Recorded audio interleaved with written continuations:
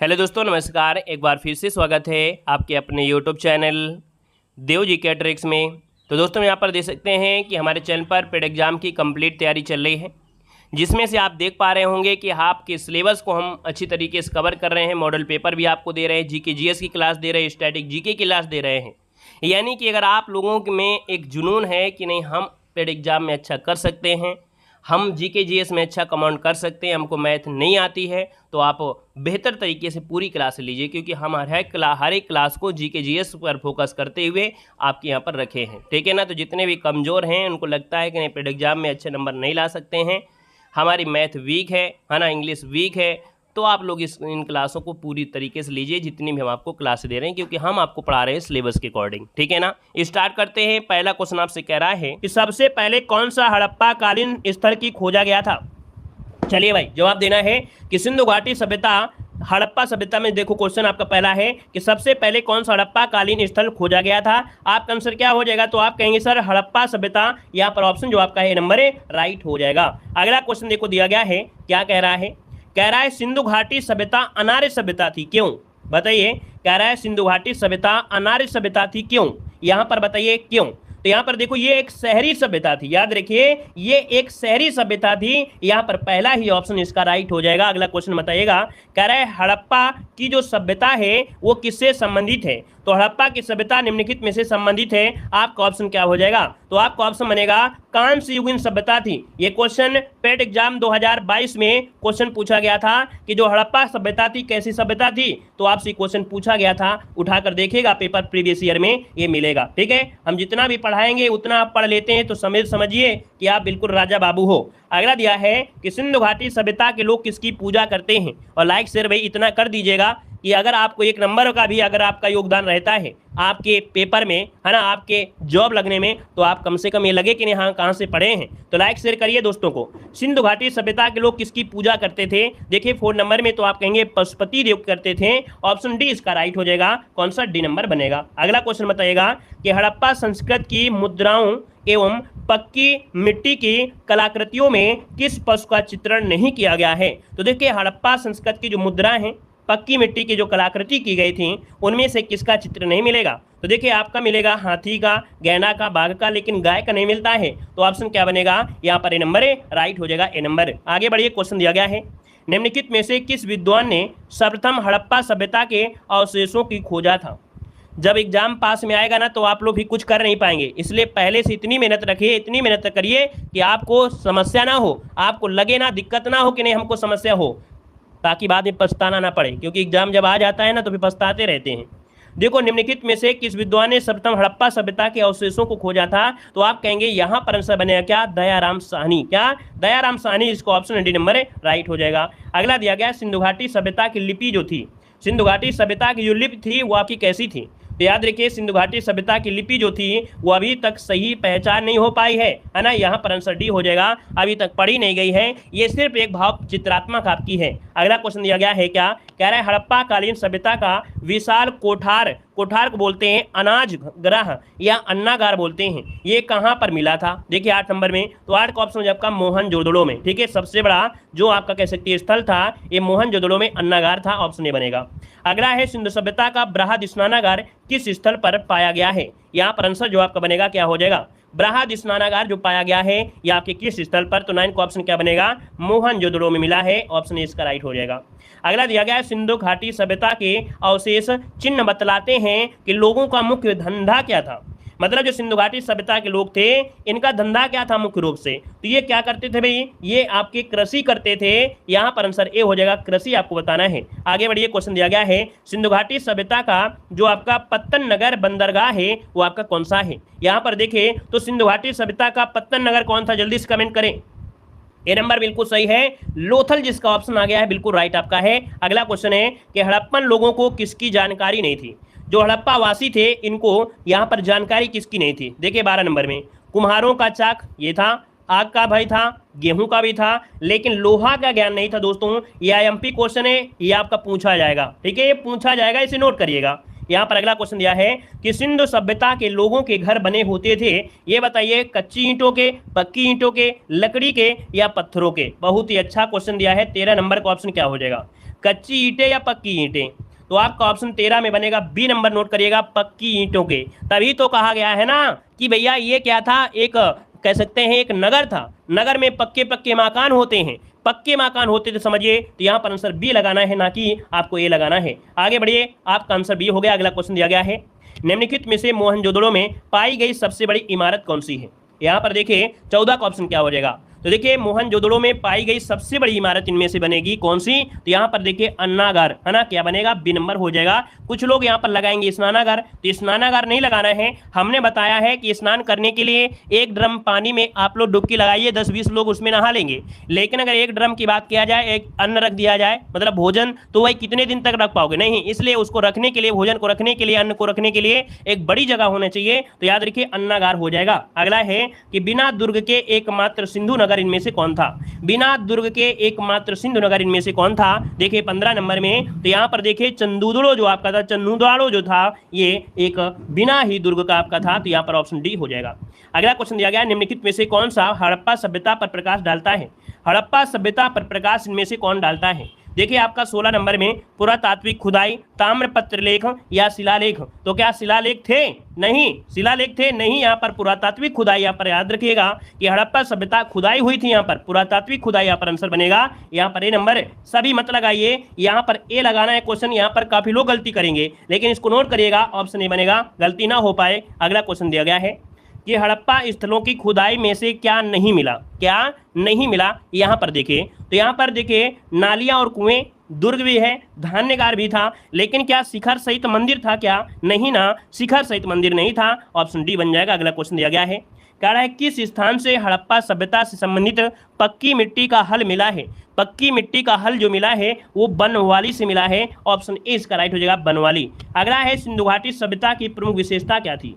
सिंधु घाटी की प्रमुख विशेषता पूछा गया 19 नंबर में। तो देखिए यहाँ पर क्या था? नगर था। सिंधु घाटी सभ्यता क्या थी? नगरीय सभ्यता थी, अर्थात ये विशेषता, ये नगर योजना वहाँ की थी। ऑप्शन ए बनेगा। अगला है हड़प्पावासी किस वस्तु के उत्पादन में सर्वप्रथम थे? तो हड़प्पावासी किस वस्तु के लिए? याद रखिएगा, कपास के लिए। इसलिए यहाँ की सभ्यता को सिंडन सभ्यता भी कहा जाता है। अगला क्वेश्चन है, हड़प्पा सभ्यता की खोज किस वर्ष हुई थी? दयाराम साहनी ने हड़प्पा सभ्यता की खोज किया, और ये बताइए कब किया? तो आप कहेंगे 1921 में किया था। ऑप्शन डी इसका राइट हो जाएगा। अगला है, भारत में खोजा गया सबसे पुराना शहर कौन सा है? सबसे पुराना शहर खोजा गया है यहाँ पर दोस्तों जो हड़प्पा है, ये भारत में खोजा गया सबसे पुराना शहर था। ऑप्शन ए हो जाएगा। अगला दिया गया है, किस हड़प्पा स्थल से चावल उगाने का साक्ष्य मिलता है या सूचित किया जाता है? चावल उगाने के साक्ष्य, यहाँ पर आंसर क्या हो जाएगा? तो दोस्तों लोथल से। कहाँ से? लोथल, इसका ऑप्शन सी हो जाएगा। अगला दिया गया है कि कपास के मिट्टी के बर्तन पर समानता किस रंग का उपयोग हुआ था?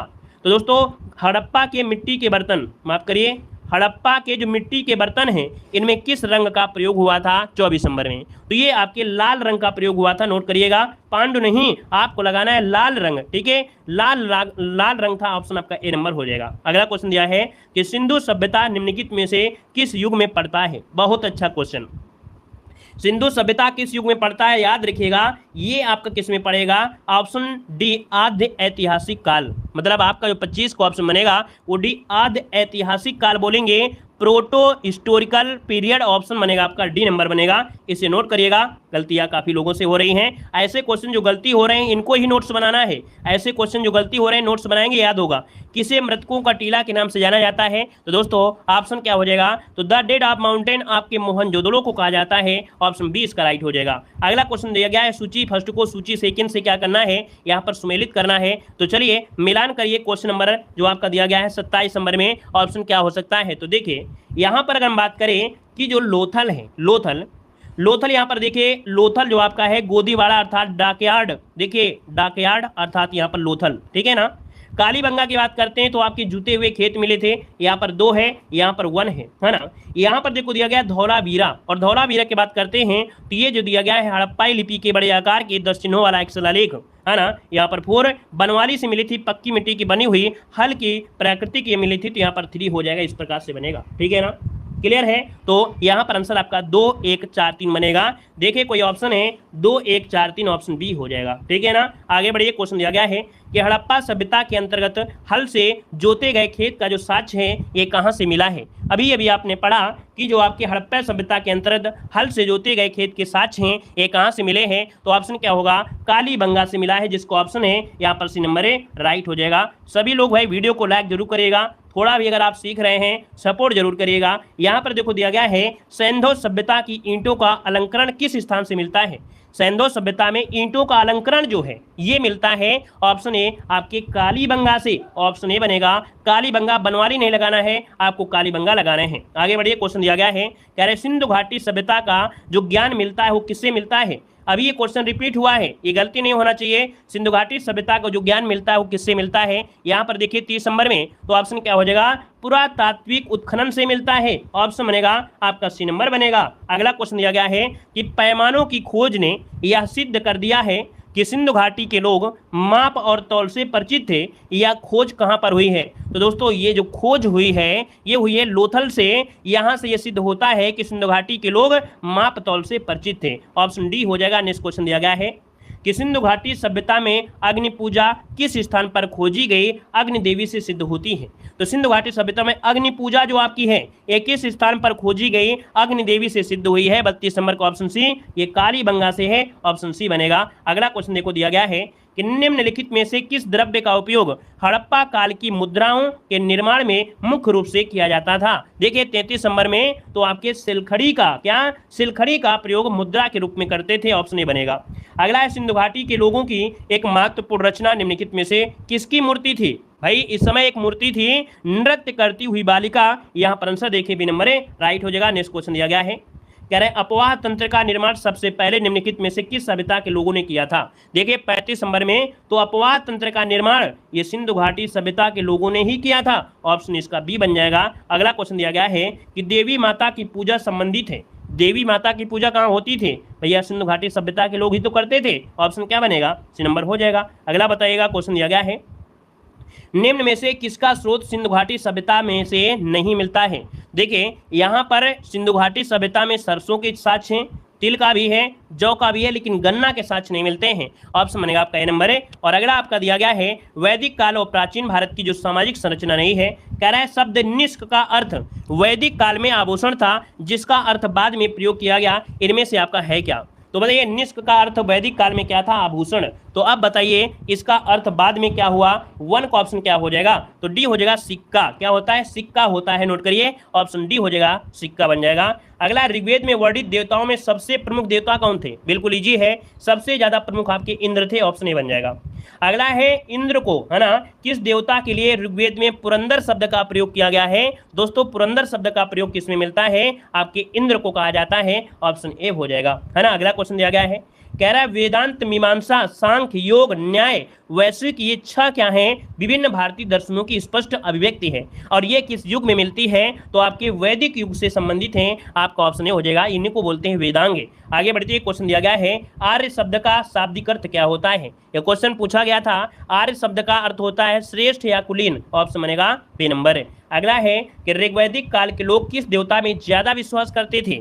ऋग्वैदिक काल के जो थे वो इंद्र पर विश्वास करते थे, बी नंबर बनेगा। अगला दिया गया है कि वैदिक दर्शन के प्रतिपादक कौन है, वैदिक दर्शन के प्रतिपादक पूछा गया है, तो ये है आपके उलूक या इन्हें बोलते हैं कणाद। याद रखिए वैश्विक दर्शन वैशेषिक दर्शन के हैं उलूक या इन्हें कणाद कहते हैं। अगला क्वेश्चन बताएगा मीमांसा या पूर्व मीमांसा दर्शन के प्रतिपादक इनमें से कौन थे। यहाँ पर ऑप्शन क्या हो जाएगा, तो यहाँ पर ऑप्शन है आपका जैमिनी। मीमांसा या पूर्व मीमांसा, तो ये है आपके जैमिनी। अगर आपसे बोल दे कि वेदांत या उत्तर मीमांसा के कौन है, वेदांत या उत्तर मीमांसा दर्शन के यहाँ पर 9 को ऑप्शन क्या बनेगा, तो ऑप्शन बी आपके बदरायण है। कौन है, याद रखिए वेदांत या उत्तर मीमांसा दर्शन के प्रतिपादक बदरायण, ऑप्शन आपका बी नंबर हो जाएगा। अगला क्वेश्चन देखो दिया गया है अवेस्ता और ऋग्वेद में समानता है, बताइएगा।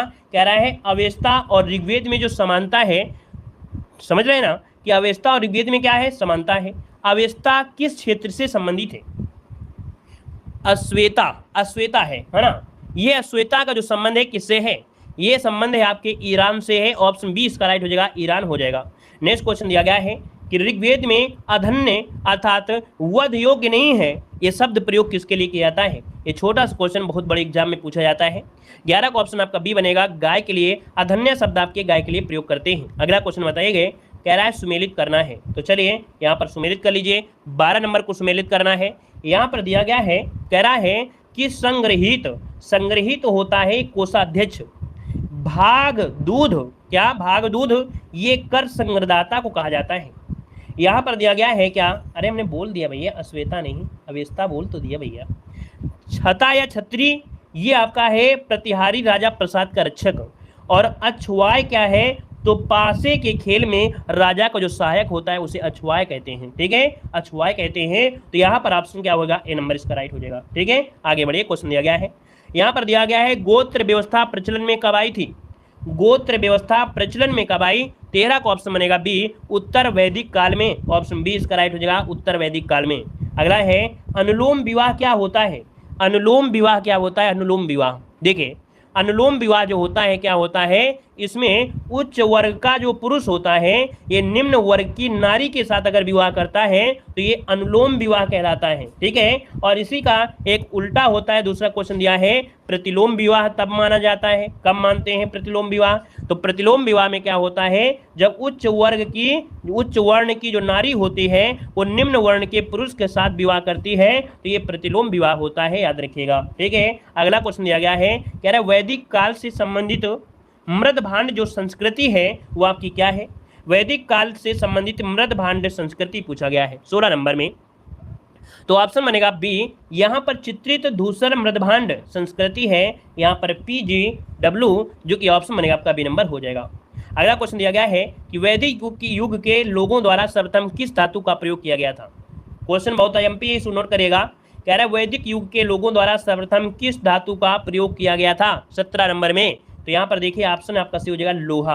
ये क्वेश्चन बहुत बार पूछा जाता है। ठीक है, और डेली प्रैक्टिस करिए, डेली प्रैक्टिस के। तांबा नहीं भाई, आपसे वैदिक युग पूछ लिया है ना, हम लोग हड़प्पा नहीं पढ़ रहे हैं। अब यहाँ पर हड़प्पा नहीं, वैदिक युग में आ गए हैं। और वैदिक युग में दोस्तों याद रखिए सर्वप्रथम लोहे की खोज की गई थी। ठीक है, इसका जो ऑप्शन है वो आपका सी बनेगा। ठीक है, अगला क्वेश्चन यह है न्याय दर्शन की प्रचारित क्रिया है। न्याय दर्शन की प्रचारित किया जाता था या किया था, तो न्याय दर्शन ने जो प्रचार किया है वो किसका किया है? तो आपकी गौतम ने किया था। न्याय दर्शन को जो प्रचार किया वो आपकी गौतम ने किया था। अगला क्वेश्चन दिया गया है योग दर्शन के प्रतिपादक कौन थे? योग दर्शन के प्रतिपादक कौन थे? यहाँ पर देखिए पतंजलि, ऑप्शन बनेगा ए नंबर ए, महर्षि पतंजलि। यहाँ पर ये हो जाएगा, ये अभी वाले पतंजलि नहीं है, बाबा रामदेव वाले। ठीक है, आगे बताइए। क्वेश्चन दिया गया है, यहाँ पर दिया वैदिक युग में राजा अपनी जनता से जो कर वसूलते थे उसे क्या कहते थे? वैदिक युग में जो राजा थे अपनी जनता से जो कर वसूलते थे उसे कहते थे क्या? बलि कहते थे। ऑप्शन ए बनेगा, बलि कहते हैं। अगला क्वेश्चन दिया गया है आरंभिक वैदिक काल में वर्ण व्यवस्था जो आधारित थी वो किस पर आधारित थी? तो आरंभिक वैदिक काल में क्या थे? जो जैसा कर्म करता था वैसे वर्ण व्यवस्था थी, अर्थात प्रतिभा पर या कर्म पर। तो ऑप्शन डी इसका राइट हो जाएगा। ठीक है, चलिए यहाँ पर आगे बढ़िए। यहाँ पर अगला क्वेश्चन दिया है कि आर्य सभ्यता में मनुष्य के जीवन के आयु के आरोही क्रम आपको बताना है। तो भाई आप बताइए, यहाँ पर देखिए ब्रह्मचर्य, फिर गृहस्थ, फिर वानप्रस्थ, फिर संन्यास, ये 25-25 वर्षों के होते थे। यहाँ पर ऑप्शन ए बनेगा। अगला क्वेश्चन देखो दिया गया है, क्या आपसे कह रहा है कि वैदिक आर्यों का प्रमुख भोजन क्या था? जो वैदिक आर्य थे ये भोजन के रूप में क्या खाते थे? तो ये वही वैदिक आर्य थे, भोजन में क्या खाते थे? दूध और उसके उत्पाद, क्योंकि खेती वेती जानवर करते थे तो भैया दूध से बनी ही चीज़ें केवल खाते थे ये लोग। दूध, घी, मक्खन वगैरह दुनियादारी जितनी भी थी। तो याद रखिए ऑप्शन डी हो जाएगा, दूध और उसके उत्पाद से बनी हुई चीज़ें। अगला, इनमें से किस फसल का ज्ञान वैदिक काल के लोगों को नहीं था? वैदिक काल के जो लोग थे दोस्तों याद रखिए उनको जौ का ज्ञान था, गेहूं का ज्ञान था, चावल का, लेकिन हुक्का अर्थात तंबाकू का ज्ञान नहीं था, है ना। इन्हें तंबाकू ज्ञान नहीं था कि नहीं चिलिम पिया जाए, ठीक है, बेड़ी पिया जाए, ये नहीं होता। ऑप्शन डी हो जाएगा। अगला दिया गया है कि प्रारंभिक आर्यों के बारे में निम्न कथनों में से कौन सा सही नहीं है 25 नंबर में। तो दोस्तों ये जो आपके प्रारंभिक आर्य थे ये संस्कृत बोलते थे। ठीक है, याद रखिए वैदिक संस्कृत और लौकिक संस्कृत दो प्रकार की होती है। जो वैदिक संस्कृत होती है वो कठिन होती है, वो लिखी जाती है, और लौकिक संस्कृत ये बोली जाती है जो कि सरल होती थी। वे घुड़सवारी किया करते थे, वे कई झुंडों में भारतवर्ष पहुंचे थे, फिर दिया है ये मुख्यतः नगरों में निवास करते थे। याद रखिएगा कि जो प्रारंभिक आर्य लोग थे ये ग्रामीण सभ्यता से थे। क्या? ये ग्रामीण से थे, ना कि नगरीय सभ्यता से थे। तो आपका गड़बड़ी है, ऑप्शन आपके डी पर। अगला क्वेश्चन दिया गया है कि वैदिक काल में से प्रारंभ में निम्न में से किसे महत्वपूर्ण मूल्यवान संपत्ति समझा जाता था? तो दोस्तों वैदिक काल में क्या था, जिसके पास जितनी गाय थी, जिसके पास ज्यादा से ज्यादा गाय थी, उसी को सबसे ज्यादा रईस समझा जाता था। याद रखिएगा, ऑप्शन बी हो जाएगा। अगला क्वेश्चन देखो दिया गया है, दशराग का युद्ध रावी नदी के तट पर हुआ था या रावी नदी के पास हुआ था। तो आर्य लोग सर्वप्रथम भारत में कहां पर आकर बसे थे? तो दोस्तों यहाँ पर जो आपके आर्य लोग थी, है ना, याद रखिए, बिल्कुल सही है, गाय को धन्य बोलते थे। यहाँ पर जो आर्य लोग आए थे सबसे पहले कहां पर आए? तो ये सप्त सैंधो प्रदेश में आकर बसे थे। यहाँ पर ऑप्शन बनेगा आपका ए नंबर है, राइट हो जाएगा। और आपसे बोल देता पंजाब प्रांत तो आप लगा सकते थे। अगला दिया गया, कन्या का पिता यज्ञ कार्य हेतु वर पक्ष से एक जोड़ी गाय या बैल प्राप्त कर अपनी पुत्री का विवाह करता था, उस विवाह को क्या कहते हैं? मतलब दोस्तों उस समय एक जोड़ी गाय बहुत बहुमूल्य थी, एक जोड़ी बैल बहुत ही बहुमूल्य था। तो क्या करते थे, इसमें जो कन्या था, कन्या का पिता, वो यज्ञ कार्य हेतु वर से एक जोड़ी गाय और एक बैल प्राप्त कर अपनी पुत्री का विवाह कर देता था। इस विवाह को कहते क्या हैं? यहाँ पर क्या हो जाएगा, 28 नंबर में ऑप्शन बनेगा सी, इसे आर्ष विवाह कहते हैं। यहाँ पर ऑप्शन सी हो जाएगा, आर्ष बनेगा, याद रखिएगा, ठीक है ना। अब यहाँ पर आपके दिमाग में आया कि नहीं और भी तो विवाह है, तो और विवाह है तो और भी आपके होते हैं, जैसे कि भैया यहाँ पर ब्रह्म विवाह क्या होता है? तो कन्या के वयस्क होने पर उसके माता पिता द्वारा योग्य वर खोज कर उसका विवाह कर दिया जाता था। मतलब ये हुआ कि जैसे अभी विवाह होते हैं, कोई 18 साल की हो जाती लड़की, तो ये विवाह ब्रह्म विवाह कहा जाता है। यहाँ पर दैव विवाह क्या होता है? दैव विवाह, यज्ञ करने वाले पुरोहित के साथ विवाह कर दिया जाए तो उसे दैव विवाह कहते थे, याद रखिएगा। अगर बोले राक्षस विवाह क्या है, राक्षस, तो राक्षस विवाह में क्या होता है? बलपूर्वक कन्या का अपहरण करके विवाह कर दिया जाए तो उसे कहते थे राक्षस विवाह कहते हैं, ठीक है। एक होता है पैशाच विवाह। क्या? पैशाच विवाह। ये पैशाच विवाह क्या होता है? तो पागल लड़की के साथ या सोई हुई लड़की के साथ शारीरिक संबंध बनाकर विवाह की संज्ञा दे दी जाए, उसे पैशाच विवाह कहते हैं, पैशाच, ठीक है। आगे बढ़िए, क्वेश्चन दिया गया है, 5 प्रकार के यज्ञ में मनुष्य का जो यज्ञ था वो कौन था? तो दोस्तों 5 प्रकार के यज्ञ होते हैं, इसमें से मनुष्य का यज्ञ था अतिथि सत्कार, अर्थात देवो भवा, अतिथियों का स्वागत करें। यहाँ पर ऑप्शन क्या होगा? सी नंबर है, राइट हो जाएगा। अगला क्वेश्चन देखो दिया गया है, सही जोड़ा आपको बताना है। यहाँ सही जोड़ा क्या है? गोवर्धन पीठ आपके पुरी में है, शारदा पीठ द्वारका में है, ज्योतिष पीठ आपके बद्रीनाथ में है। तो यहाँ पर आंसर क्या होगा? डी नंबर, इनमें से सभी इसका आंसर है, राइट हो जाएगा। तो क्या बनेंगे? Option D. तो दोस्तों आपने देखा कि यहाँ पर क्या, यहाँ पर जो आपका जो संस्कृति, अर्थात यहाँ पर देख सकते हैं कि हड़प्पा संस्कृति जो आपकी थी सिलेबस में, वैदिक संस्कृत जो आपका है, ठीक है, इसको हमने यहाँ पर कवर किया। कल की क्लास में हमने यहाँ पर बौद्ध धर्म, जैन धर्म किया था। देखिए आपका जो पीटी का सिलेबस है बहुत ज़्यादा नहीं है, हमने आपको बताया है बहुत ज़्यादा नहीं है, लेकिन अगर आप पीटी ही नहीं पास कर पाएंगे तो आप बताइए किस काम के हैं? आप डेली पढ़ते रहते हैं, आप डेली क्लास में आते हैं, लेकिन अगर आप पीटी पास नहीं कर पाएंगे, पास तो सभी कर लेंगे, लेकिन भैया अगर 80 नंबर नहीं आते हैं तो आप बताइए पीटी किस काम की? वीडियो कैसा लगा एक बार जरूर बताइएगा, सेशन को लाइक कर दीजिएगा और पहली बार जुड़े तो चैनल को सब्सक्राइब कर लीजिएगा। जितनी क्लासें हम आपको दे रहे हैं उतनी सभी क्लासें आप लोग लेते रहिएगा, ठीक है ना, क्लियर है? तो चलिए मिलते हैं एक नए सेशन में। सभी को धन्यवाद, सभी को जय हिंद, वंदे मातरम, गुड नाइट, शुभ रात्रि।